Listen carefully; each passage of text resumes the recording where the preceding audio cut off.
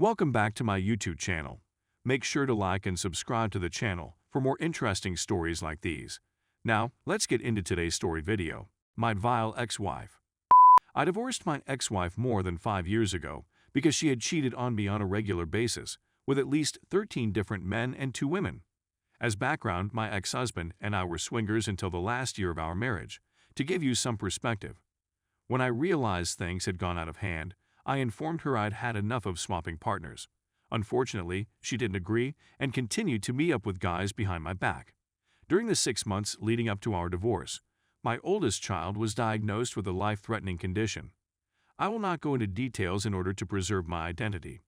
She started to crumble under the pressure and began to drink excessively, putting herself and our children in danger as a result. It became so terrible that I was forced to leave the house for a few weeks, bringing our children with me to live with my parents. Her closest friend, we'll call her Amy, called me at this time because my ex had exposed all of her dirty deeds to her on a girls' night out only a few days before.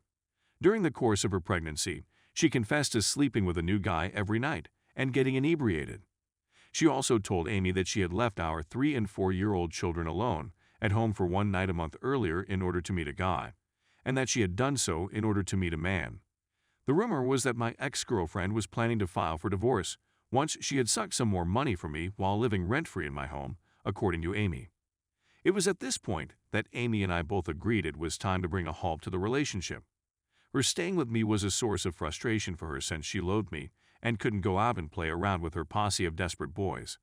The first step was to design a plan to evict her from the house and document all of her inappropriate behavior so that we could limit her custody of the children. The first step was to drag my ecstatic back inside the house and collapse on the bed next to her. She became completely mad, demanding that I leave the house immediately and threatening to call the authorities if I didn't comply. She had no clue that I was recording the audio of our conversation. Following my instruction for her to pound sand, she immediately phoned the cops and accused me of domestic abuse. The police officers came in no time and had me in handcuffs in such a short period of time that it made my head spin. The detective came over to the squad car to talk with me, and I gave him permission to listen to the audio recording. The longer he stayed, the more furious he became with my wife, until he eventually left. Eventually, she was the one behind the wheel of a squad car, handcuffed, and condemned to spend the night in jail. She went to stay with Amy for a week. Since she wasn't permitted to return to our home, I got a restraining order. During this week, she went on a shopping frenzy, purchasing a new laptop, an iPhone, at full retail price, and a new clothing. She depleted our bank account and began to raid my savings. Amy also admitted to binge drinking at her residence to the point that she puked and defecated on herself all over her bathroom. Amy videotaped her binge for posterity, and she sent me 20 minutes of footage of a lady out of control intoxicated. The following day, I went to our savings account and placed all of our money in my new bank account so I could pay the bills. I canceled the account so she wouldn't be able to invoke overdraft protection and leave me liable for the overages. I canceled all of our shared credit cards and moved all of my investment accounts into a separate account in my name alone. She lost it when she realized she no longer had any money to burn through. Because things had grown so awful, she informed Amy that she was thinking about committing herself. I despised my ex, yet I didn't want to see her hurt herself in any way. Amy persuaded her that she needed care and accompanied her to an inpatient psychiatric institution. This was great because she was receiving care, but it also demonstrated that she was a threat to herself and the children. It was time to put the last piece of our strategy into action and close the sale. I went to see my attorney to start the divorce process and fill all the necessary papers. My attorney was outraged by my ex's conduct and was completely committed to assisting me in obtaining primary custody. He submitted my divorce decree and also persuaded the court to issue a temporary restraining order until our first hearing. We served the papers on her while she was in the hospital and scheduled the first hearing for 2 weeks later. The first hearing day arrived, and she arrived with her counsel. They didn't know what information we had since it was a pre-litigation hearing. She took the stand and began lying her heart out, telling the court how abusive I was and how that is what drove her to the mental hospital. She presented a persuasive point and performed a Grammy-winning performance. It was then my time. My lawyer provided all of the evidence, including videos and bank records.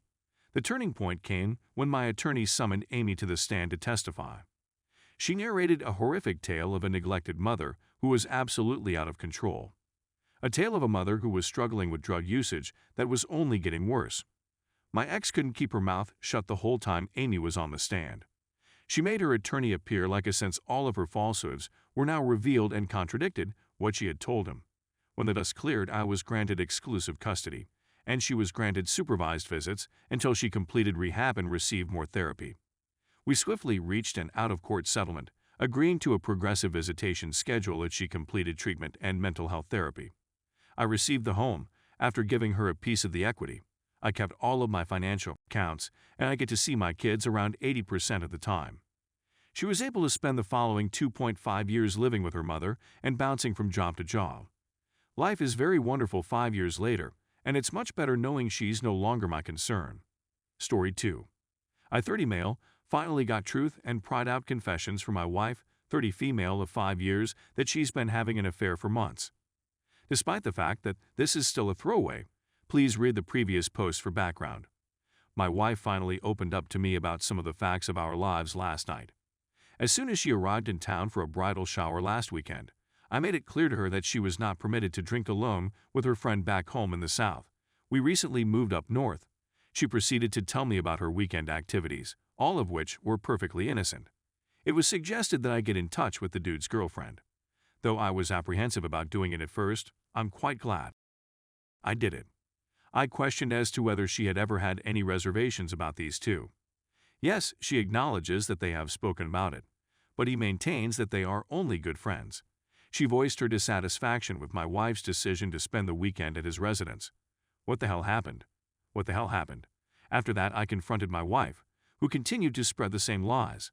After that, I handed her the receipts to her for her consideration. She then changes the course of her story to okay. So I went out with him, but we didn't drink, and you seem to think that was okay with him. I didn't tell you because I was scared you'd be upset. I was wrong. A formalized paraphrasing of the original after all. You were just drinking with a group, and you believe it's all right to go home with this man since you didn't continue to drink. Thereafter came the statement, I have no recollection of where we went since I was too inebriated to remember. After careful investigation and pointing out lies and discrepancies, it was determined to be we kissed. We made out for an hour. I have feelings for him that I don't know what to do with.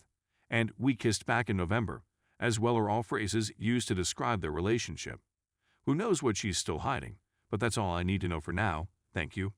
I'm honestly not sure how we'll be able to get out of this situation while still being married. After leaving my house, I made a reservation at a hotel. Since seeing all of the red warning flags in November, I've been suffering a great deal of anxiety. I feel a great sense of relief after months of being gaslighted to finally get some recognition for my efforts.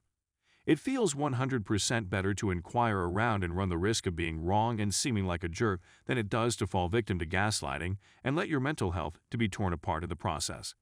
The fact that you are suffering from alcoholism is a disgrace, and you should get treatment, but this is no excuse for cheating.